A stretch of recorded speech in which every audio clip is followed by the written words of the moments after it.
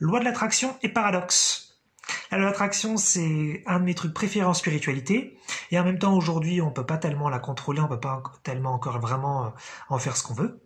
Dans la dernière vidéo sur le sujet, j'avais parlé des actions, qui sont un petit peu aussi un paradoxe, puisque on peut pas, enfin c'est pas si clair que ça comment les actions fonctionnent sur la manifestation. Donc là, je vais vous partager trois idées supplémentaires sur un petit peu les bizarreries autour de la loi de l'attraction, que je trouve c'est toujours un petit peu marrant de voir ça dans les enseignements, des trucs qui sont pas hyper cohérents et pas hyper finalement démontrables, puisque moi j'ai beaucoup expérimenté sur le sujet. Donc c'est parti. Une première idée un petit peu étonnante qu'on retrouve, c'est l'idée de vibrer la chose que vous désirez. Donc en loi de l'attraction, on vous dit quoi? On vous dit si par exemple tu veux par exemple manifester de l'argent, il faut que tu vibres cet argent. Si tu veux manifester une personne un amoureux, une amoureuse par exemple, voilà dans ta vie, il faut que tu vibres cette personne.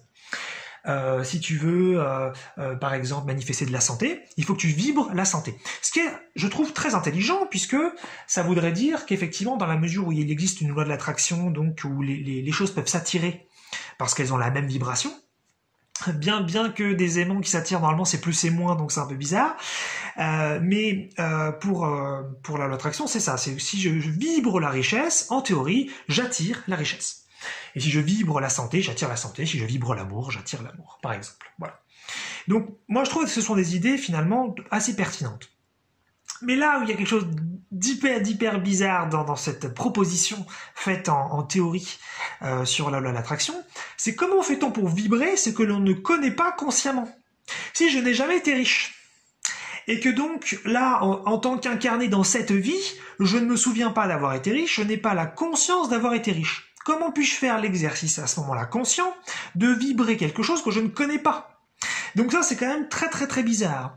Hein, donc qu'est-ce qu'on fait en général? On nous dit, essayez de visualiser la richesse, des objets qui vous touchent, ou de visualiser des quantités d'argent, de vous sentir bien sur le sujet. Mais finalement, c'est assez flou. Parce que moi, ce que je me dis, c'est que par exemple, si on prend 1 million d'euros, par exemple, peut-être que pour certains d'entre vous, c'est une somme toute petite, peut-être que c'est une somme très grande, on est tous différents là-dessus. Si on prend 1 million d'euros, ce million d'euros, il a une vibration. Déjà, question, est-ce qu'il peut y avoir des vibrations différentes pour des millions d'euros différents? Ce serait une question intéressante. Peut-être que des mêmes quantités d'argent n'ont pas les mêmes vibrations. Hein, ça, c'est une question un petit peu abstraite. Mais admettons que ce soit pas le cas, admettons qu'il y ait donc des vibrations similaires pour chaque million d'euros. Et moi, je voudrais 1 million d'euros, donc je me dis, je vais vibrer 1 million d'euros. Mais comment je fais pour vibrer donc cette quantité, puisque je ne connais pas 1 million d'euros. Je n'ai jamais eu 1 million d'euros, je ne sais pas ce que je vais ressentir, je ne sais pas. Donc finalement, on arrive sur quelque chose d'assez flou, voilà, on sait pas trop. Donc on essaye des trucs. Moi, ce que je me dis, c'est que 1 million d'euros, ça doit avoir une fréquence très précise. Hein, quand on est sur un poste de radio et que on choisit donc la radio, en général c'est assez précis. Même si c'est vrai que parfois il y a un petit peu un continuum, parce que sur une fréquence de radio vous pouvez passer de j'entends pas très bien à j'entends très bien. Mais en général voilà, c'est quand même assez précis. Hein, vous avez quelques chiffres sur le nombre de la fréquence et puis c'est tout. Sur cette fréquence-là, vous allez avoir telle radio, et si vous bougez un petit peu, a priori, vous allez arriver sur une autre radio. Donc moi, ce que je pense, c'est qu'1 million d'euros, ça doit avoir une fréquence de vibration, à ce moment-là, très précise. Et se dire, je vais y penser, je vais visualiser des trucs, je vais essayer de l'attirer, mais c'est un petit peu au petit bonheur la chance. Il faudrait être capable de vibrer spécifiquement, à ce moment-là, ce montant d'argent. Or, encore une fois, si je ne l'ai jamais obtenu, si je ne sais pas ce que ça me fait, si je ne sais pas la vibration interne, vraiment ce que c'est, en tout cas que je ne m'en souviens pas consciemment, parce que peut-être que j'ai eu des millions d'euros dans d'autres vies, ou que je vais avoir des millions d'euros dans le futur, et donc mon moi futur, lui, connaît ces vibrations-là, mais mon moi du présent ne le connaît pas, comment je fais pour vibrer ça? Donc ça, c'est quelque chose qui n'est pas du tout expliqué en loi de l'attraction, donc c'est un petit peu un paradoxe, un truc un petit peu étonnant, hein, puisque finalement on nous dit qu'on peut tout avoir, mais on nous dit qu'il faut vibrer des choses alors qu'on ne connaît pas ces vibrations-là. C'était un petit peu étonnant. Dans une lignée peut-être un petit peu similaire, il y a cette idée de « sentez-vous bien ». Si vous voulez manifester quelque chose, il faut se sentir bien, parce que quand on se sent bien, les vibrations deviennent légères, les choses deviennent plus fluides, plus faciles, et voilà, et donc les choses viennent à vous. Et Effectivement, ça fait sens, puisque je pense qu'on a tous vécu des moments où, quand parfois on pouvait se sentir un petit peu bien dans des situations quelconques, ça pouvait être des situations d'entreprise, des situations de couple, peut-être des situations de performance dans un jeu.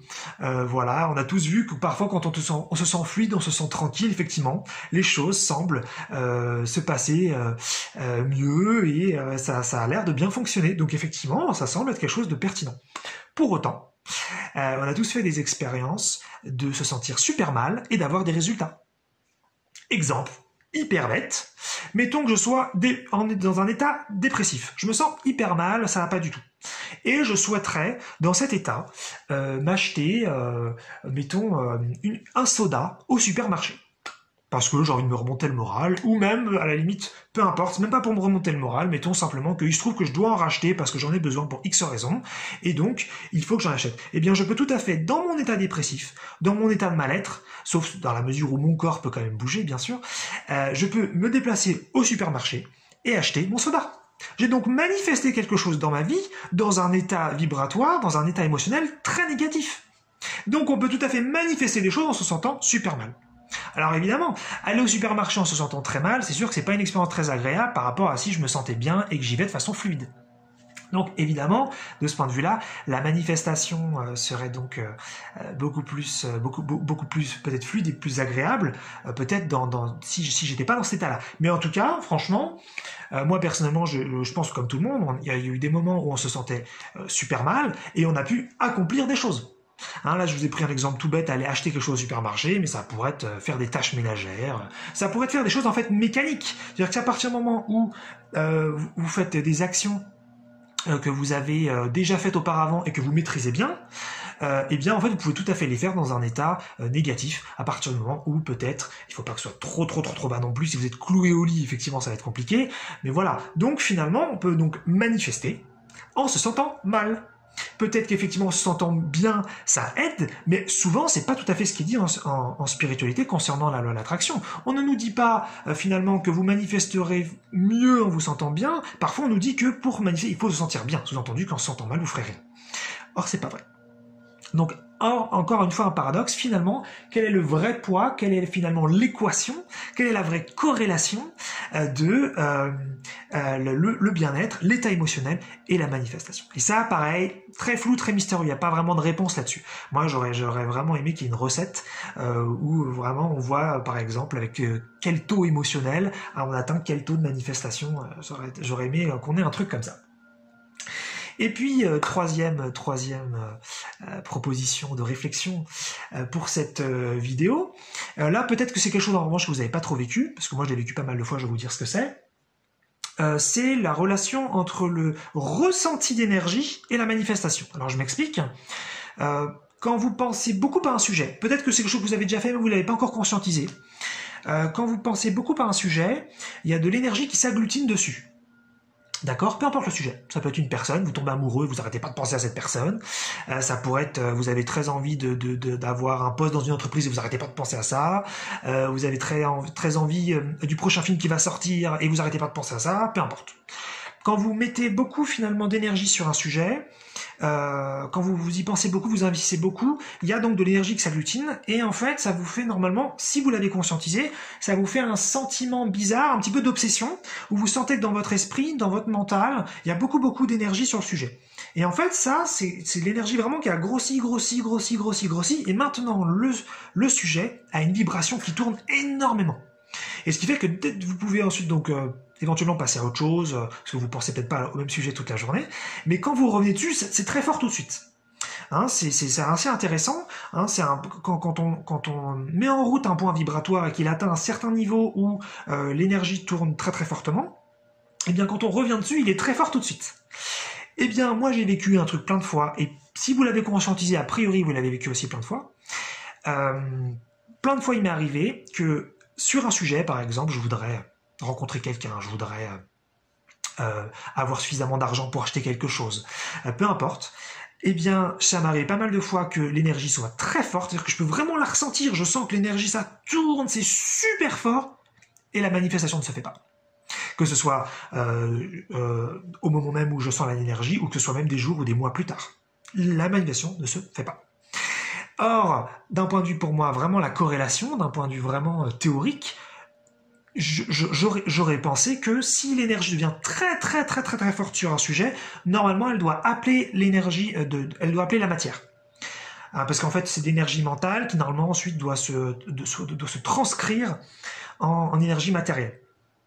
Je ferai peut-être une vidéo là-dessus pour être plus technique, mais voilà. Et en fait, justement, c'est pas le cas. C'est peut-être le cas sur certains sujets, mais ce qui veut dire qu'on peut tout à fait agglutiner de l'énergie dans le monde non physique sans que cette énergie ne se traduise, ne se transcrive nécessairement en énergie matérielle, donc en quelque chose de... Ça veut dire que je peux tout à fait penser à de l'argent, que peu importe le montant, avoir une énergie folle dessus, et que cela ne se manifeste pas. Je peux penser à une personne que j'aimerais rencontrer et avoir une énergie folle dessus, et que cela ne se manifeste pas.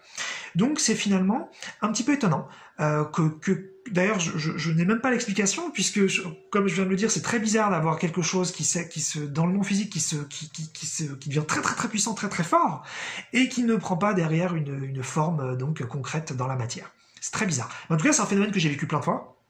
Parfois, il y a des choses qui se font aussi, hein, mais ce phénomène-là, je l'ai suffisamment vécu pour savoir vraiment que ça ne se fait pas, que ça marche pas comme ça, que c'est pas automatique.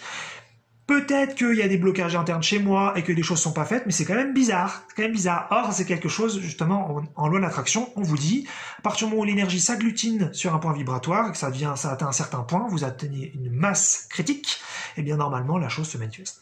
Or, moi, justement, j'ai vérifié que ce n'était pas toujours le cas. Donc, encore un paradoxe bizarre sur la loi de l'attraction. Donc, 3 paradoxes. Il y en a plein d'autres. Hein.